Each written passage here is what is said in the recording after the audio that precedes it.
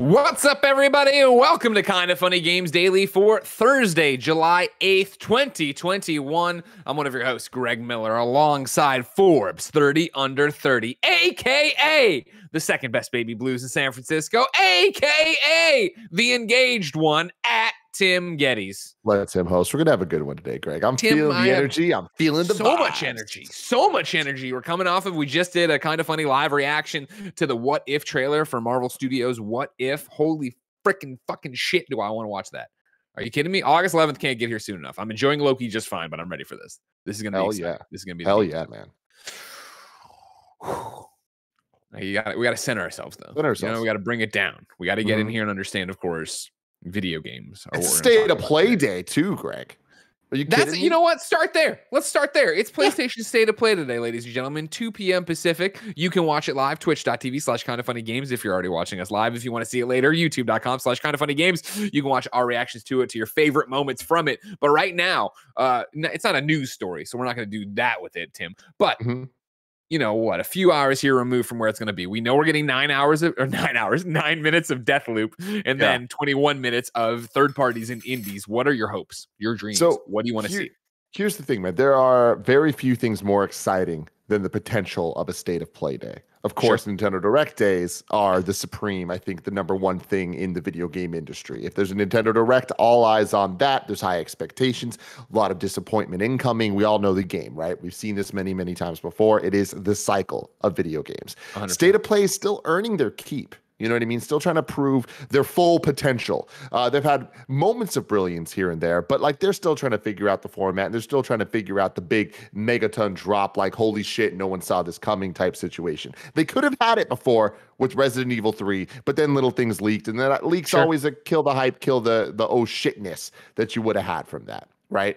Yeah. Having said all of that, State of Play is still, I'd say, firmly second in video games, besides E3. But E3 is a dedicated week. I'm talking about, throughout the whole year, something's announced. What's the most exciting thing? And to me, it goes Nintendo Direct, then a State of Play. So this coming, I hate that we're in this neutered world of video game announcements where every single thing needs to have levels of transparency of just like, we're talking about this and this and this and not this and not that and don't expect this, because it's kind of like, all right, cool. Then we literally, everyone is always just like, oh, why do you get so excited about watching commercials? It's like, because they're commercials for things we want and we didn't know existed, and now this is exciting.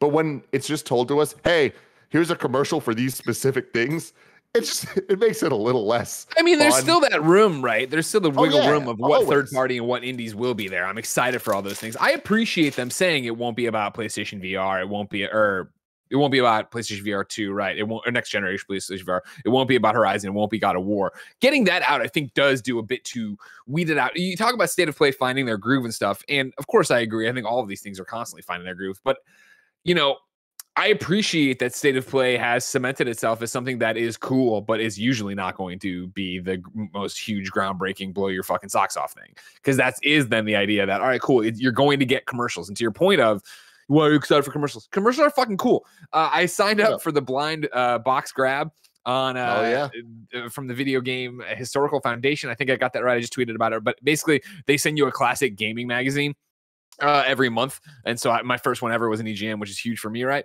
But more importantly for it, as I was paging through it, like what was getting me so excited inside this thing is the fact that there's just so many fucking classic awesome ads. And it's this one thing to think about, the fact that now, of course, ads in our industry take the place as trailers, they take the place as teasers, they take the place of what on State of Plays or whatever. But it's still fucking cool to open a magazine to see this, and it's still fucking, because it gets you hyped for what you're gonna get. And I remember being fucking old or young as shit. I'm old as shit now. And this coming, and this being the ads being the breaking news of what you were going to get and what game to be excited for. And so I'm still stoked to see a bunch of ads today for indies and third party things, and hopefully a few announcements we didn't see coming. Absolutely. This isn't from the Video Game Historical magazine thing you're talking about, but for years, my one of my favorite issues of EGM, just because of the cover art, was the limited edition variant version of the Final Fantasy X EGM cover, the blowout, which is what got me kind of really interested in Final Fantasy X, which was my first Final Fantasy, and I ended up loving it. But I finally, after searching eBay for a long time, got my hands on a I remember this. I had this on a totally wrapped copy of this thing. So yeah, really excited about that. I love being an adult. You can just do those type of things. Sure. Wait, but no, to be clear, like I just had it in the other room. But anyways, the transparency is good, and I understand that. And I always am talking about wanting transparency for people. I'm just saying when it comes to these type of announcements, it does take the fun out of it. And I understand why they have to do it, especially in this era of everybody being more online than ever and everybody being more of an asshole than ever with their opinions, myself included. I'm not trying to act like I'm better than anybody. But it does take away some of the fun, because when there is a big Megaton announcement, it's going to be kind of like expected based on what they say more than anything. And we just haven't seen that not be true. That's all I'm saying. I am a 100%. a steward of this whole thing for years. I care about the hype. I love the way that people present this type of information. And I hate that we're in an era where when State of Play could be flourishing into this beautiful, magnificent moment like Nintendo Direct had a couple of years ago, it is instead kind of being like, all right, well, we need to kind of like make sure that everybody's like expectations are set correctly, because or else they're going to be disappointed. Spoiler, people are going to be disappointed no matter fucking what. So that's my thing. But I'm very excited about this. Do we need to see more Deathloop? The answer is no. The answer is no. But Deathloop looks awesome. Deathloop is a PlayStation exclusive coming this year. And guess what? There's not going to be too many more of those because of the state of the world right now. PlayStation already been having a banger year. They had Returnal. They had Ratchet. They might have Horizon. We're getting Kena. And boom, Deathloop, right? That's a great lineup. So of course they're going to focus on it. But I'm not expecting any crazy announcements in this thing, but it would be really nice. I'm expecting fun announcements in this thing. Crazy, I can't believe they did that. No. Things that will get me excited for something I'm going to play later this year, next year, sure, of course. But I digress, ladies and gentlemen. State of Play, 2 p.m. Pacific, twitch.tv/KindaFunnyGames. Come watch it with the Kinda Funny Games cast crew, joined by Paris Lily, of course, from Kinda Funny Xcast, Gamertag Radio. We'll have a good time, and if you want to catch it later, youtube.com/KindaFunnyGames. Instead, for right now, let's talk about Dark Souls 3 now running at 60 frames a second on Xbox Series X, DICE LA getting a rebrand, and CD Projekt Red opening a new studio. We're going to tackle all this and more because this is Kinda Funny Games Daily. Each and every weekday on a variety of platforms, we run you through the nerdy video game news you need to know about. If you like that, head over to patreon.com/KindaFunnyGames, where, of course, you can be part of the show. You can write in with your questions, your comments, your concerns, your squad up requests, everything under the video game sun. Of course, on patreon.com/KindaFunnyGames, you can get each and every episode of Kinda Funny Games Daily ad-free. You can get it with the exclusive post show we do. And of course, you could get the Gamescast early. You could watch it live as we record it. You could get that ad-free. You could get exclusive shows like the Q&A thing we do each and every month. You could get the new thing like the Kinda Funny Next Gen podcast. There's so much going on over on patreon.com/KindaFunnyGames. It would be great if you came and supported us. However, if you have no bucks to toss our way, it's no big deal. You, of course, can watch us record the show live on twitch.tv/KindaFunnyGames. If you're watching live on twitch.tv/KindaFunnyGames, hey, why not click and give us a subscription? Of course, remember, if you have Amazon Prime, you have Twitch Gaming, meaning that you get a free 30-day sub each and every month. They don't auto-renew. They don't remind you of it. Maybe you're listening to us in a podcast like the hundreds of thousands of you do. Remember, it would be big if you went over there one day, logged in, and gave it to us, Kinda Funny Games, on twitch.tv/KindaFunnyGames. And if you're watching on Twitch, remember, you have a special job. Go to kindafunny.com/you're wrong. Tell us what we screw up as we screw it up, so we can set the record straight for everybody watching later on youtube.com/KindaFunnyGames, roosterteeth.com, and listening on podcast services around the globe each and every weekday. Housekeeping for you. I've already talked your ear off about State of Play. You know about it. Instead, let's talk about the Kinda Funny podcast reunion over the weekend. Everybody but Barrett for Kinda Funny 2021 came together, ate dinner, hung out, had a bunch of different adventures. And so we brought most of them together on the Kinda Funny podcast to talk all about it and recap a crazy weekend of tarantulas and skunks and pizzas and drinking and amusement parks and all sorts of sunburns. If you want to listen to that, you can head over to youtube.com/KindaFunny. You can go to podcast services around the globe. Get the new Kinda Funny podcast. If that wasn't enough, over on youtube.com/KindaFunnyGames, Roger has gone through and edited down the stream where we took on Game Attack and Mario Golf. I had bad internet problems and Andy cried. You can catch all of that on youtube.com/KindaFunnyGames. All of this is possible because of our Patreon producer, Blackjack. Thank you for your support, just like our sponsors, ExpressVPN and Honey, but I'll tell you about that later. For now, let's begin the show with what is and forever will be the Roper Report. Time for some news. 4 items on the Roper Report. Baker's dozen. Number 1, we will start with our good friend Darryn over at GameSpot, who writes, Dark Souls 3 now runs at 60 frames per second on Xbox Series X/S, but resolution is still locked to 900p. Dark Souls 3 has just received a smooth update on Xbox Series X/S consoles, as the system's FPS boost feature now allows From Software's classic action RPG to run at a more modern 60 frames per second. This has been a long time coming, as Dark Souls 3 has been locked at 30 frames per second ever since it launched on the Xbox One back in 2016. Something which Microsoft's competitor Sony would rectify for its PS4 Pro console by upgrading the game to a 60 frames per second offering sometime later. The Xbox One X was incapable of reaching this benchmark, though, as fans had to settle for a 900p resolution at 30 frames per second. A few years later, and thanks to the power of the PlayStation 5's backwards compatibility, Dark Souls 3 has kept that frame rate locked in to provide a buttery smooth experience. This week's update evens the playing field, though, with both Xbox Series consoles now capable of providing a stable 60 frames per second return to Lothric Castle and its other areas. As Eurogamer noted, some lingering problems with the game still persist, such as the inherited visual setting from the base Xbox One that results in the game still being unable to break past the 900p barrier. Telling you right now, pulling this out of my ass, but I'm fucking saying it, so in case I'm right, I'm going to get a lot of high fives, digital high fives. State of play today, Bloodborne, 60 frames per second, patch is fucking happening. Motherfucker, that was obviously when you start a From Software breadcrumb trail, and we're talking about Dark Souls 3 getting FPS going to 60, right, on Xbox, it does become the question then of, yes, we are eventually going to get to what the fuck for Bloodborne, right? Yeah, and honestly, like, jokes aside, I don't think that's going to happen. I do think that if we ever see a 60 frames per second, what do you say? I shrugged my shoulders and said third party. I mean, it's a first party game because obviously it's a third party mod. It's not that outrageous. It's a third party thing. It's a third party game. That's true. I just think, jumping from this news story to that is completely silly. There's no way that would be related at all. Have some energy today. Who cares? Oh no, bro, I'm bringing the fucking energy, Greg Miller. Don't be questioning my energy. I'm sorry, I didn't mean to make it sound like you weren't bringing the energy. Everybody, I'm sorry. Jesus. Wow, calm down. But no, I don't think that there's an actual logical leap from this news story to that. I think at some point it'll be announced. I don't think it'll be just a patch, though. I do think it would be like a Bloodborne PS5 re-release that they're putting out, because they're going to want to make that money. You know what I mean? Like, they know that, like, Bloodborne is that type of game. Do you think that they would make something maybe called the Bloodborne Director's Cut? They potentially could. Does that sound like something you'd want, ladies and gentlemen, on your PlayStation 5? Bloodborne Director's Cut? With a 60 frames per second thing? Do you know something I don't know? I know that PlayStation now has an obsession with Director's Cut, right?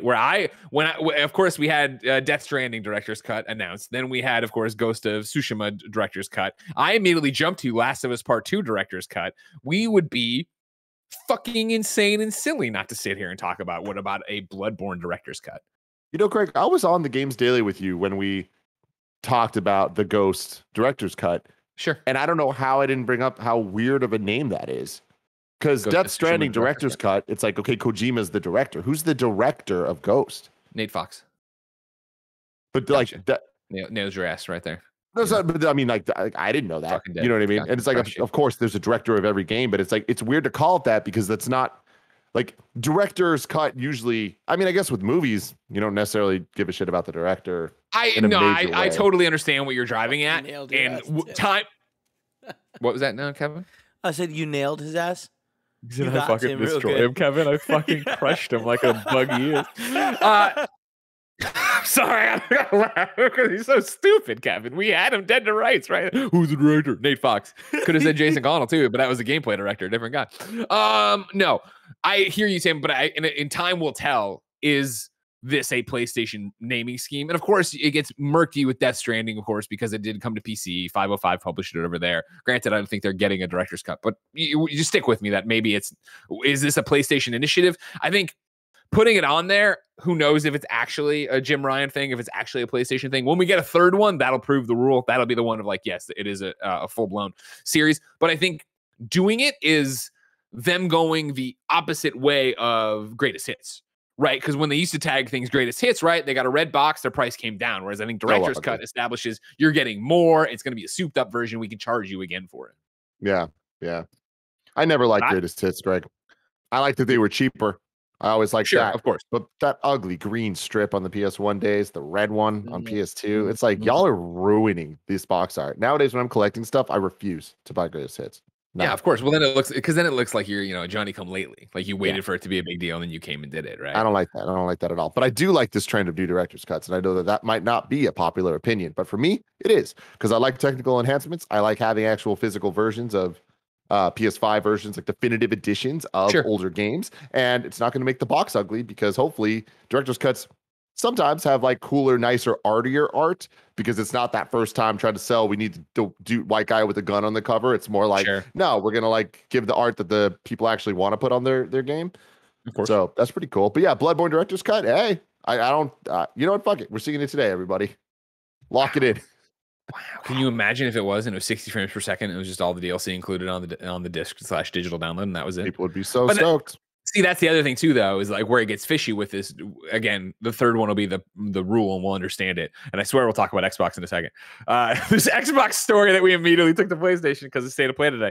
But I do wonder if, like, what defines a director's cut? You know what I mean? Like, it is new content, right? Death Stranding teased a bunch of stuff, and like those, like, it looked like stealth missions and things in their debut trailer at E3 or Summer Games Fest, I guess. But what does that mean? Yeah, Ghost obviously putting so much more in there, talking about even more Legends content, let alone Iki Island. Yeah, what would you do for Bloodborne, and what would go far enough to justify that being a director's cut? But in the same breath, we've talked about that with Last of Us, where it's like, is it going to be factions, or would it be something with Abby? Yeah.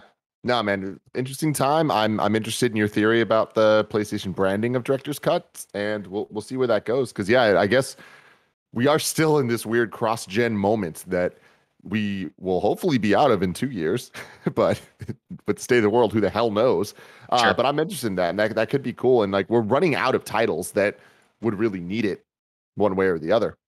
Well, now you actually have me swerving back on the path I wanted to originally go down for you. All right. We're talking about the state of the world. We're talking about, games are a little bit slower right now, as obviously people had been adjusting in 2020 to working from home. Now we're coming out of the pandemic, but obviously those problems still persist. Talk to me a little bit about where we are with modern next-gen consoles still going back and doing something like what we're seeing here with Dark Souls 3, having the backwards compatibility, obviously, but still going back and souping these games up. I feel like we continue to see this from Xbox, them continue to go back into the library and, all right, cool, this game is better because X, Y, and Z. Is that more important than ever? Do you think if we hadn't run into the problems we had, the problems of a global pandemic, do you think that would still be such a focus for consoles this time around? I mean, I do. Xbox has been building this for years, man. This is why Xbox One X last gen was kind of my console of choice when it came to third-party games, because they just cared more about this stuff, and they really put the effort into making sure that everything ran great and was as technically proficient as possible at the time. And they built such a great foundation with their backwards compatibility, and we made fun of how goofy smart delivery sounded for so long, but here we are. It works on Xbox. It doesn't work on PlayStation, and that's true with your save progression, with your games that you own across PC, Xbox, all that stuff. It just fucking works, and it works better than it ever used to. And that's the key, is this FPS boost stuff. Fantastic, fucking fantastic. It's just an iteration on the Enhanced for X program they had last gen on Xbox One X. And it's because they put the focus on that they're able to do this and make old games new again and make old games more relevant than ever, boosting their resolution, boosting their FPS, stuff that makes these games play better. And at no charge. It's just there. And, don't even need to get into adding Game Pass to that. Then all of a sudden you have access to all these old games, specifically the old backwards compatible. You're playing some original Xbox games with ridiculous frames per second, with ridiculous resolution, quote unquote, for free. Like, it's crazy, right? And then on the PlayStation side, they're aiming for the more premium experience. So they are going to package these director's cuts and make you buy the thing again, but they're games that you can't get on Xbox. So that is just a different way of doing it. And depending on what you're looking for, I don't think one's right and what's wrong, but what's undeniable is the Xbox side is fantastic. You can look at the PlayStation side and decide if it's financially worth it to you. In my opinion, it is. I like them putting these extra work into these games that are ridiculously high scaled and, making them premium experiences again on the PlayStation 5. Even games that like came out last year, it's just like repackaging them, putting out again, like Ghost or Spider-Man or whatever it was. It's just like, it's exciting to go back to it and play them with all the enhancements. And it's because of the ecosystem that PlayStation doesn't have all these things instilled, that we need to wait for announcements of things to happen and then wait for a release date and then they come out. Whereas like here, it's just every other week Xbox is adding some shit that's really dope and really cool.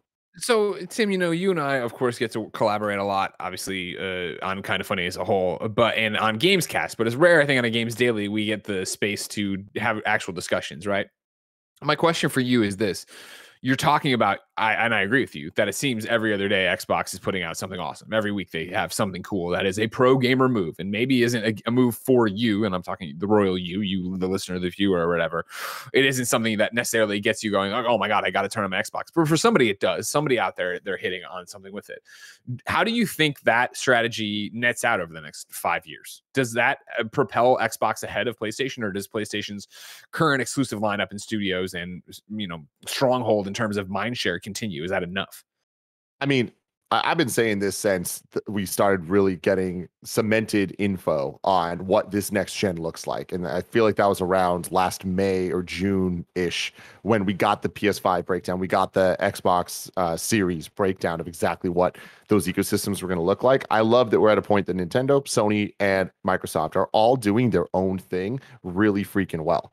And I think that, you can find evidence to prove that at different moments in time. But over the last 3 years, I think you can really pinpoint, here's Nintendo excelling, here's Sony excelling, and here's Xbox excelling. And I think that those moments are what we should be looking at for the direction those companies are going, because that is the goal. The world fell into shambles, so a lot of plans fell off the tracks. But when you look at their success moments, those are the things that they're aiming for. And that, I think, is the kind of paradigm that they're working in to want to go forward, and what we're going to be looking at a lot more of in 3 years, 5 years. We'll be able to look back, and I think there'll be more of those wins than there will be losses.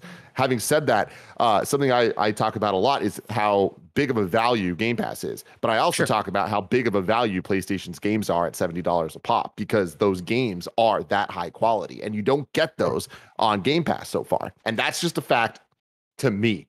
Yeah, or I guess fine. It's an opinion that I have, but it's just it's an opinion that is shared to me. It's an opinion that so many people share, right? And this isn't console war shit. This is just looking at the landscape of video games and the strategies being put in place. And I think both are extreme values. Value doesn't just mean getting stuff for cheap. It means getting something of value for what you're putting in.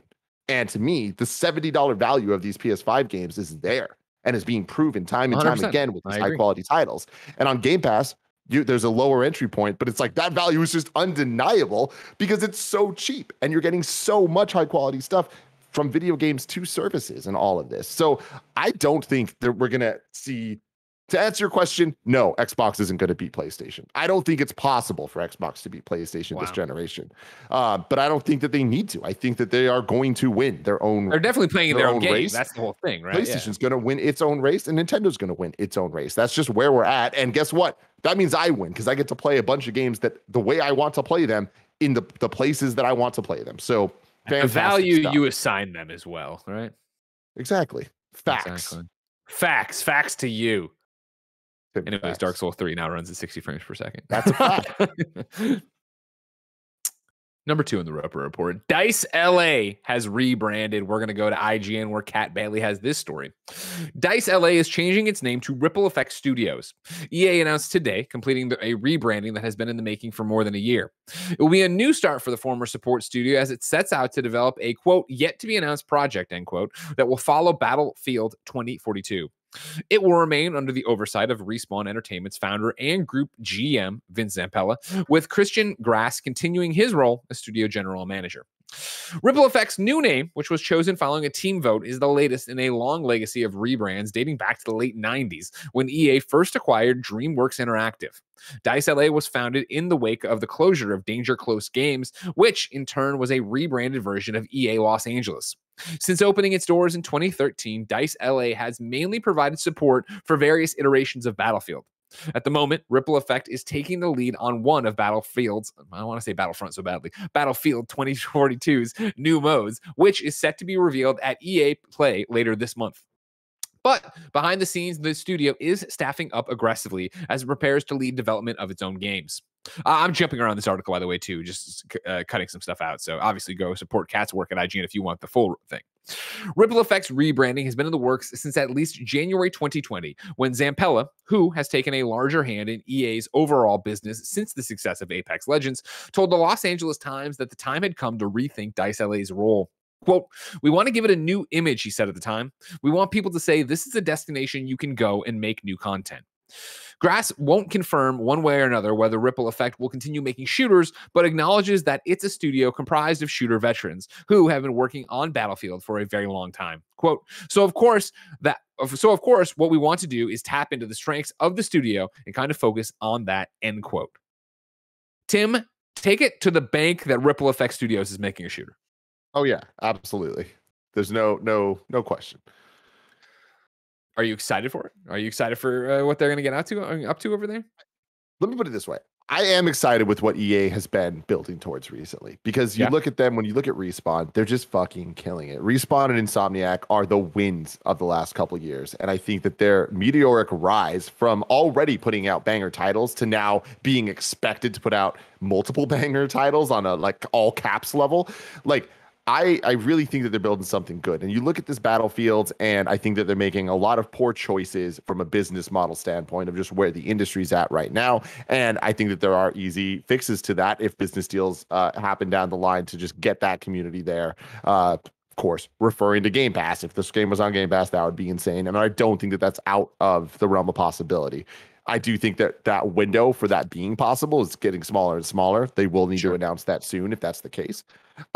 But I do think that they're building something, and everything they're showing for Battlefield, going back to what I was talking about that premium experience that you get on PlayStation. This is third-party premium experience where they are like, hey, motherfuckers, it is $70. And that's the statement. So whether or not I agree with it thinking it's a good business model, they're looking at like, well, this is what we're doing. And when you look at the trailers, you're kind of like, well, I see where the money's going.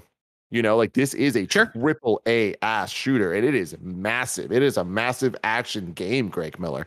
It's a mag. We got another mag on our hands. Wow. But seeing this all come together, and you know, I'm actually excited for EA Play this year. Like I don't know that we're going to get too many crazy announcements of games that we are hoping for, and we're definitely not going to get an update on Skate 4. But dude, EA Play, I'm excited for, but I would have been so much more excited for if Dead Space hadn't leaked. Oh, of course. Dead Space, if they would have ended with, and I assume they're going to end with Dead Space, and I think that was the rumor, right? If they would have ended with Dead Space and it would have just been out of the fucking blue, can you imagine? I would have come unglued. I would have lost my mind, because it's going to be a hype show with Xavier hosting, and then updates on what you want. And hopefully, I mean, well, I guess they already said, didn't they? Let me open it up, because I forget. They said what was going on, so I don't want to start hypothesizing and dreaming of a Jedi Fallen Order 2, but I really want to. You know, I really want to, Tim. You understand? Dude, I want it so fucking bad, and I want it announced. Like, I just want to know that it's coming, and I know that things are complicated now. We're probably not actually going to get it until next fall, but it's just like I just want to know that it's coming next fall. You know? Yeah. And of course, right now, actually, it might have been done by now. EA Play is doing a bunch of different spotlights in the lead up to their actual big EA Play show. Today is the future of first-person shooters. It's a live stream. It's hosted by Stella from IGN.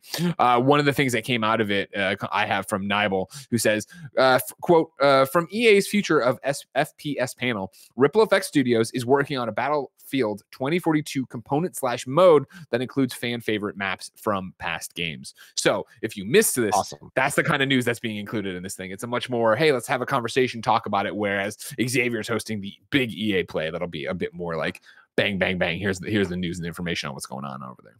That's great. I love that type of stuff, man. Like, especially when it comes to shooters and games whose legacy is so tied to nostalgia and memories of maps specifically. It's like I love being able to go back and like try to recreate those memories. And that's why things like Halo Master Chief Collection are so awesome. It's just, hey, here's all of them together. You play a playlist and you're bopping between all the different games, all the different game styles, all the different maps. Very cool. Very cool. What is, and I know, you're not the multiplayer shooter guy for the most part. I know Halo's a different game. At all. Even, but Curran, for his birthday, you're always over there. Okay, yeah. Capture the flag, Halo, baby. Let's go. Exactly. But have you paid attention so far to the Battlefield stuff, right? 2048. Yeah. What do you think? Because that multiplayer looks awesome, and I'm not even that guy. I am so excited to play with you guys for a couple rounds, you know what I Sure. mean, just to see the spectacle of it all and experience it as a video game. Like they're doing something special. Like they definitely are. That is undeniable. This game looks insane. You're insane. So I hope that it gets the community, and I hope people like it and vibe with it, because I want to see EA thrive. I want to see EA go back to putting out quality video games. You know what I mean? Like, and they're close. They're getting. I was going to say, do you not think they're back? And I'm not even. I'm an EA shill, of course. I've hosted EA Play before twice. Then Xavier Woods stole my job, or I graduated to hosting all of E3. It depends who you talk to. But yeah, like I mean, like what Jedi Fallen Order is fucking awesome. Exactly. Apex is fucking awesome. Apex is fucking awesome. But we're talking about Respawn there. And that's my thing. Sure. And we've seen Battlefront 2 kind of turn around, but we haven't seen new games come out and nail it from the get-go. And that's what I want to start to see, is I want to start to see them putting out games where there's expectations of what's going to hit, you know? And I would argue that Ubisoft has done that over the last couple of years. And granted, Ubisoft's gotten so big that they have had some Ghost Recon duds. You know what I mean? Like there are games coming out where it's not every single thing is going to be a banger, but the expectation is that they're going to be, and it's a letdown if they aren't. Right. Whereas with EA, I think a lot of people are looking at titles and are still kind of like, we'll see. We'll see. There's hesitation going in as opposed to like trust that they're going to nail it. Right? That's a good. Trust is a great way of putting it. Yeah. And so I think EA is working hard on building that. I think they're trying to do that. Right. You talk to EA originals. Talking to. Yeah, exactly. Right. It Takes Two. Right. Like they're doing some really, really, really good stuff. But even announcing Skate 4, like there's a lot of goodwill. There's a lot of stuff, but we need to start seeing the proof in the pudding, Greg. Agreed. Yeah. You know what? I think you talk about trust. You talk about proof in the pudding. I like to think Kind of Funny's proven itself to you, audience members, about putting on a quality entertainment and great shows. And if we have, maybe you should go to patreon.com/kindoffunnygames, where of course you can write in to be part of the show. You can get the show with the exclusive post show we do. You can get a bevy of other exclusive shows as well. But most importantly, for right now, you could go and get the show ad-free. But guess what, Jack? You're not on patreon.com/kindoffunnygames. So let us tell you about our sponsors. This episode is brought to you by ExpressVPN. Using the internet without ExpressVPN is like taking a call on a train or bus on speaker for everyone to hear. Don't be that person. I haven't been that person for a while, and I've been a lot happier because of it. I've been using ExpressVPN, and it just makes everything feel more secure. I can just be on the internet doing what I want to do, and I know people aren't watching me. People aren't judging me. They're just letting me live my life. ExpressVPN creates a secure, encrypted tunnel between your device and the internet so people can't peep on your online activity, which is great. I use it on my phone and on my desktop. Everywhere I go, I know I'm protected, and it's awesome just being able to be behind ExpressVPN. You can secure your online activity by visiting expressvpn.com/games today. That's expressvpn.com/games. And you can get an extra 3 months free. expressvpn.com/games. Next up, shout out to Honey. We all shop online, and we've all seen the promo code field taunt us at checkout. But thanks to Honey, manually searching for coupon codes is a thing of the past. Honey is the free shopping tool that scours the internet for promo codes and applies the best one it finds to your cart. I recently saved a ton of money on some acoustic treatment I got for my home theater setup over on Etsy, and it was great being able to see the Honey guy do his little dance, and then boom, I saved like $30. It was awesome. You can go to joinhoney.com/games to get Honey for free. If you don't have Honey already, you're straight up missing out on free savings. It's literally free and installs in a few seconds. By getting it, you're doing yourself a solid and supporting this show. Get Honey for free at joinhoney.com/games. That's joinhoney.com/games.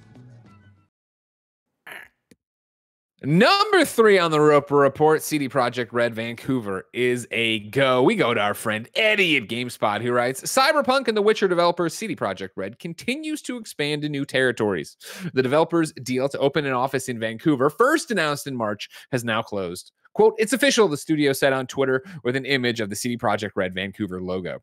Games industry analyst Daniel Ahmad said on Twitter that the deal closed today, July 8th. In March, CD Projekt Red announced that it had acquired Digitalscapes, a company it had been working with for 3 years already to establish its first Canadian studio. CD Projekt Red Vancouver joins the studio's main teams in Krakow and Wrocław, Poland. They're both in Poland. And all three will work together on the company's upcoming games. Tim, of course, congratulations to CD Projekt Red and all the developers who will now have jobs in Vancouver. That's great. No, my next question for you is more philosophical. Mm-hmm. How long does it take CD Projekt Red, you think, to dig themselves out of the cyberpunk hole?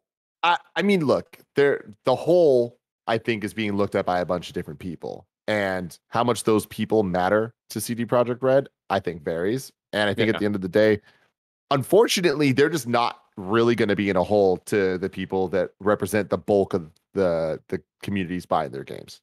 Like, normal people don't know about all this shit. Normal people weren't burned in the way that we all are and aren't talking about it on a daily news show for 37 episodes in a row. You know what I mean? Yeah. So it's like, but do you think those normal people bought it and put it in their PlayStation 4 and it didn't work? And they're like, what the fuck? I don't. I really don't think that there's that big of a swath of people that got the bad versions of the game on the base model PS4 and played it, were upset, and to the extent of being like, fuck you, you guys promised something different. I feel like the people that are mad at that knew what was being promised to begin with. So we're talking about, we're just slimming down that pie chart, right? Having said that, they're never going to win over the us's. They're never going to win over the people in chat right now. Ever. I don't think they can. I think that no matter what they do, no matter how good Witcher 4 is, no matter what they put out, it's always going to be a joke. They're always going to be talked about. There's always going to be like questioning of like, well, yeah, but what about this? And there's, whether it's a snide remark or facts being dropped. Facts, motherfucker. I don't think they'll ever be able to dig themselves out of that hole, because that hole is so deep. Like, they fucked up so bad. Greg, they pulled it from the PlayStation Store. Sure. Only recently came back. What everyone looked at as the biggest game of the fucking year. They pulled it off the store. It's like, yeah, no, there's no digging yourself out of that hole. That is the deepest hole video games I've ever seen. I think it fixed the mainstream more than you think it does. And I'm not saying to the like level that everybody's like, everyone knows or something like that, but the reason it got pulled, right, was the amount of people asking for refunds and coming back on the PlayStation Store and slapping back and giving PlayStation all this trouble. And so the PlayStation 4 having that huge install base, the biggest of all the platforms it was released on, I'm not including PC, I think would have snapped back on it too. Let alone the mainstream coverage people did see of it, not everywhere, but out there if you wanted to. We're talking about like, this is very much numbers. Like, this is very much the hypothetical. There's a grandma in the store and she doesn't know which Xbox to buy. I hear exactly. The point that I'm making, that I stand by, is that Witcher 4 is going to sell astronomically. Yeah. So cool. That's my point. Is this didn't actually affect people buying the games, and I really don't think it's going to. Well, it's the normal thing too that, like, you know, it's so hard to see calm seas from the center of the storm, right? Where it's like, yeah, if they were somehow, and this is impossible obviously, but if they were trying to release The Witcher 4 2 months after Cyberpunk 2077, what the fuck, there would have been a huge problem. But the fact that the matter is, we're talking about what, 5 years until the next major release. I know they're putting out the ARG stuff, and there's the Witcher cons coming up, and they're talking, like, I know how many other CD Projekt Red things are happening all at once, but to my point, right, of like, or not, the Gwent mobile, like, they have all sorts of stuff they're working on all the time. But I hear you of like, yeah, does it matter in this moment or whatever? Go ahead. When we look at Cyberpunk, just with the game and everything that happened with just that video game, and when it launched, it's like, it worked on PC, it worked on PS5, it worked on Series X, and it's like there were still issues, and the game still wasn't what everybody hoped it was going to be, this 10 out of 10, but it wasn't a 4 out of 10.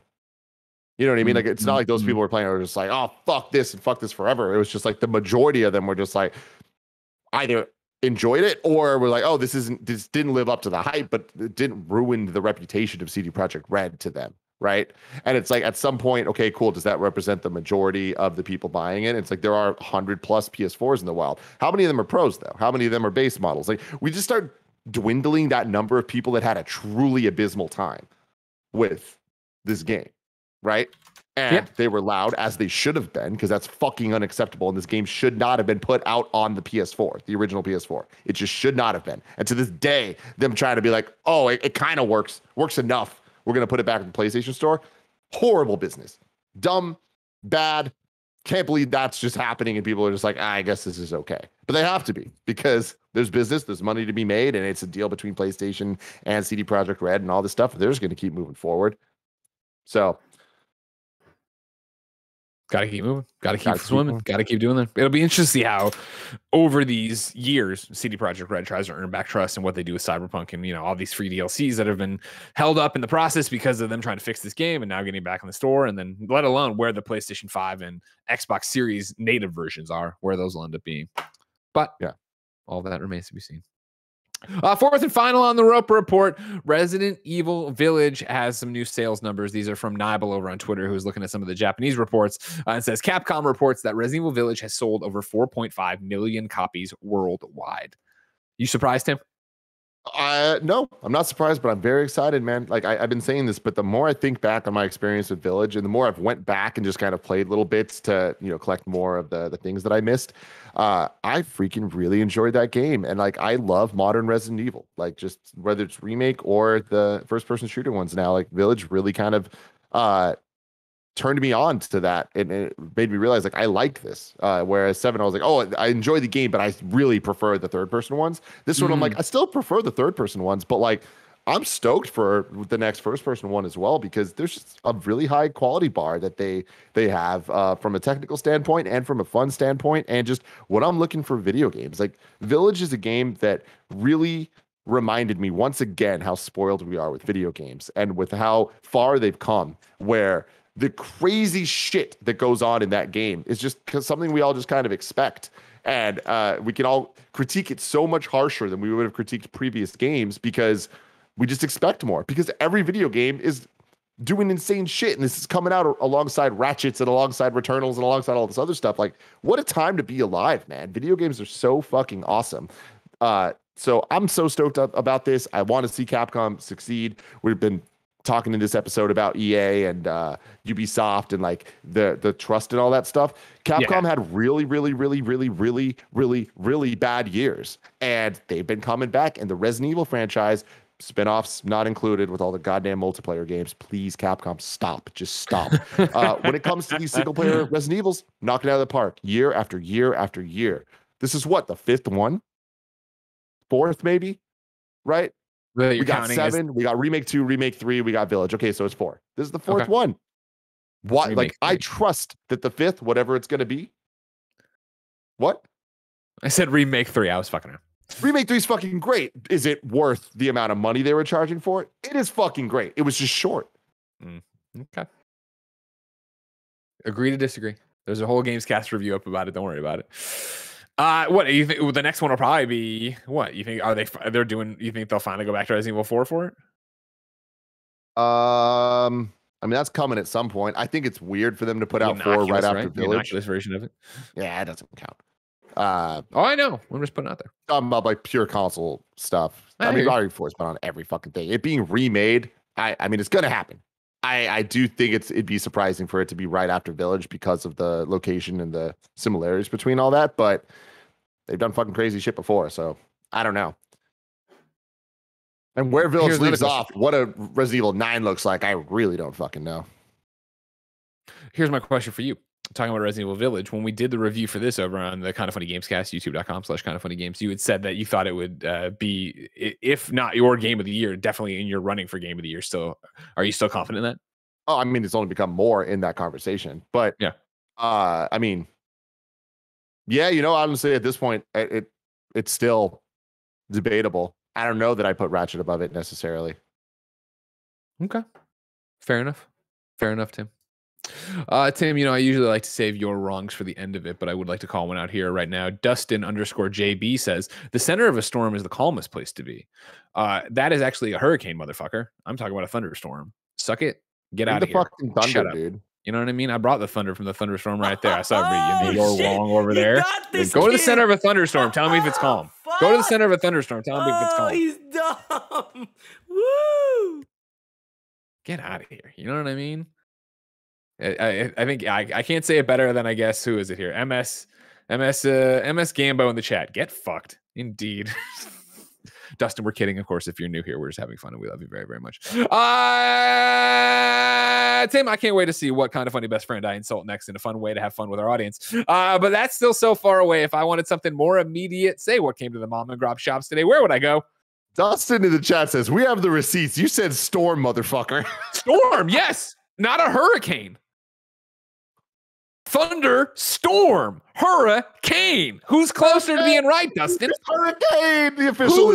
I didn't say the center of a cane is the craziest part of the fucking cane. He likes being beat up because he's just coming up for more. He was like, Kevin, am I wrong? I'm thinking Sea of Thieves, where we were just in the middle of a storm yesterday and you couldn't see out of it. You got him. Yeah, not a hurricane. I didn't say, oh man, it was I was in the middle of a hurricane, didn't know what was going on. It was so crazy in the middle. I said storm.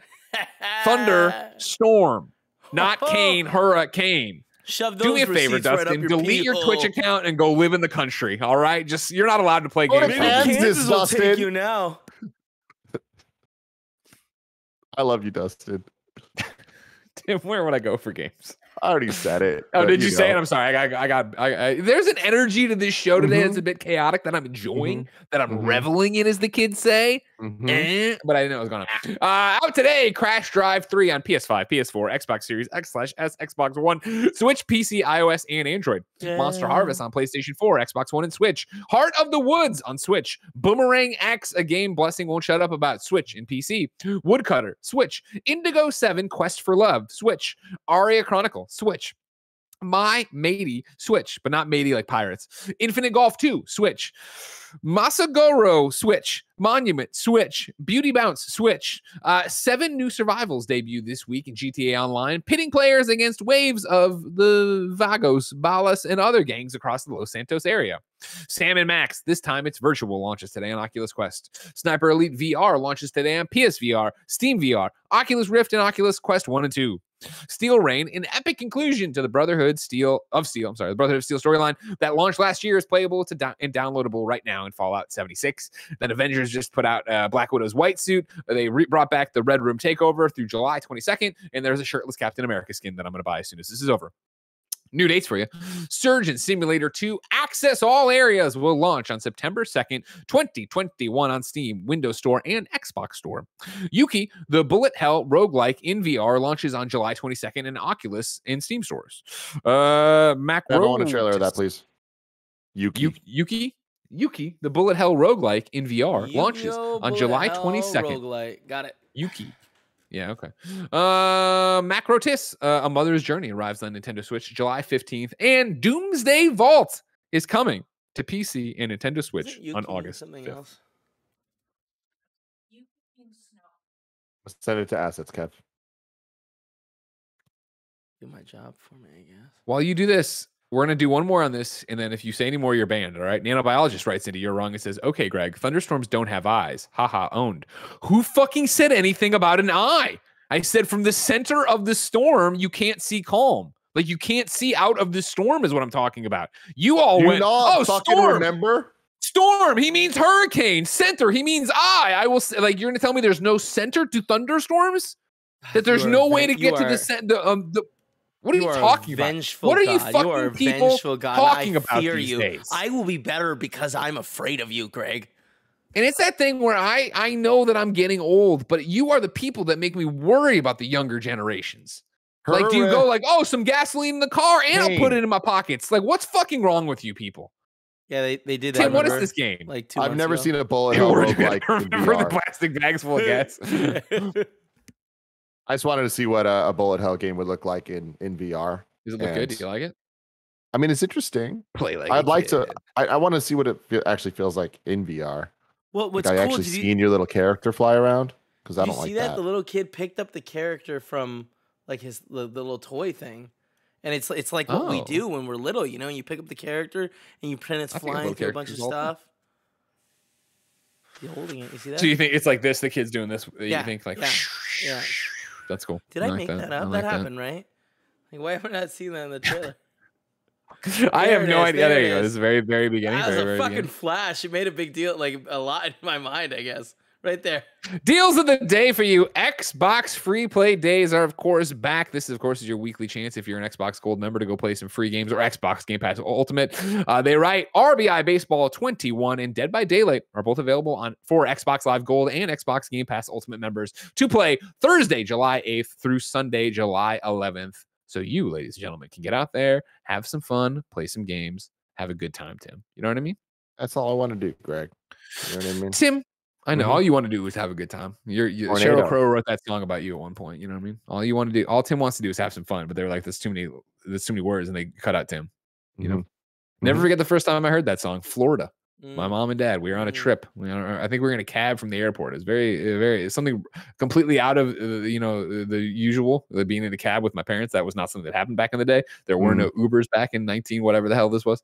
And of course, then we were driving in Florida, a place I'd never been before, and there was a lot of water around us. And this song came on. All I want to do is have some fun. And I remember it was a big deal. Did you have fun? Oh, in Florida, yeah, I had a great time. I think this is the same trip where we stayed in a hotel, and I was so excited that we ordered room service pizza and then watched Speed on the pay-per-view for the TV. Oh, yeah. You want to talk about, like, you're on vacation, you're in Florida for the first time, you're eating pizza in bed and watching Speed with your parents. Is a great time. Speed's on, I think, Netflix right now, or it's on one of the things that just popped up, and it's on there. You should watch it. I'm like, I should watch Speed again. Yeah. Jen and I watched Speed during the pandemic at some point. So, yeah, Speed's there. Ladies and gentlemen, we ask you, of course, to go to patreon.com/kindoffunnygames, get your shows read, do the thing, Patreon ad, blah. We also ask you to go there and give us your name, username, platform of choice, and why you need help in a video game. I read it here. The best friends come and find you, and everybody plays games together. Today, Devan needs help on the Xbox Series and PlayStation 5. It is VerumDex on Xbox. That's VerumDex, all one word on Xbox. And PaopuTrio on PlayStation. PaopuTrio. Hey, best friends, I'm looking to get back into playing with other people. After the PS3 and 360 generation, I transitioned into being a single-player gamer almost exclusively, and I really miss playing co-op in multiplayer games. So, if you want to play with me, I own both next-gen consoles and would love to connect with you all. If you just need people to play video games with, Devan's out here and ready to play them. Hit up VerumDex on Xbox or PaopuTrio on PlayStation. And of course, those are in the show notes on youtube.com/kindoffunnygames if you need them over there. Let's see what's going on over here. In your kindoffunny.com/you'rwrongs, where we ask you to go correct us on stuff. Of course, a lot of you today are stupid and don't use your ears. You don't use your ears. Oh my God, what I mean? What's wrong with their ears? They're only using their eyes. You hear what I say, and then you paint a picture in your mind of it. You paint a picture in your mind of it, thinking, oh, I know, and you're totally fucking off. And so what do I have here now? The only thing I have left is nanobiologist apologizing, but we delete it. I don't even want to hear it today, Nano. You know what I mean? No apologies from you, Nano. You're here every day, and this is where the hill you wanted to die on. You wanted to trust the chat. The chat, ladies and gentlemen, they put gasoline in their pockets. And that's who we're going to trust over here. Put up a poll in the chat. Do you trust the chat? Yes or no? Thank you. That's a great point. That is that. Honest, there you go. Guys, I need you to be honest right now, all right? Yeah, they're going. Hold on, they're working on it. First off, Frog Knight Joshy G says, "Help chat here, Coco." That's a great. You know what? Frog Knight Joshy G just brought me back around in the chat. I'm down. There's the poll going. Do you trust the chat? Oh, they're all yeses. This is cowardly. Wait a minute, wow. Joshy G. Wow. There's another Joshy G. Is it the same Joshy G? Shit. I think Frog Knight Joshy G is just Joshy G, right? Or is Joshy G in the chat just Joshy G sometimes? I am so confused. I think Joshy G that writes in on Patreon is Joshy G, but Joshy G on Twitch, I'm the same Joshy G. Yeah. Yeah, man, look at that. And we trust him. That's the question. I don't know if we can trust Joshy G, but we can trust him to make us laugh. And that's all that really matters. You know what I mean? That is true. Ladies and gentlemen, this has been a Rick Roll and Kind of Funny Games Daily. Remember, each and every weekday on a variety of platforms, we come to you with the nerdy video game news you know about. If you like that, be part of the show on patreon.com/kindoffunnygames with your questions, comments, concerns, everything under the daily video game sun. Of course, there you can get the show ad-free. You can get it with the post show we're about to do. You can get the other shows we do. However, if you're watching live on Twitch right now, guess what, ladies and gentlemen? Up next, it's more, it's Guilty Gear with Blessing and Mike. They're going to be playing that, having a good time.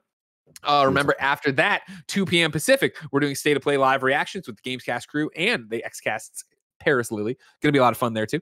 Remember, on top of that, Black Widow comes out tonight. So tomorrow there's Black Widow in review. On top of that, it'll be me and Blessing hosting the show tomorrow. On top of that, the video game stuff never ends. So keep your eyes peeled to youtube.com/kindoffunnygames. Until next time, listen to what I say before you try to jump down my fucking throat. Because a lot of podcasts will sit there and act like they're the ones that are wrong, not me. I'll make sure you fucking know you're wrong. Until next time, it's been our pleasure to serve you, motherfuckers.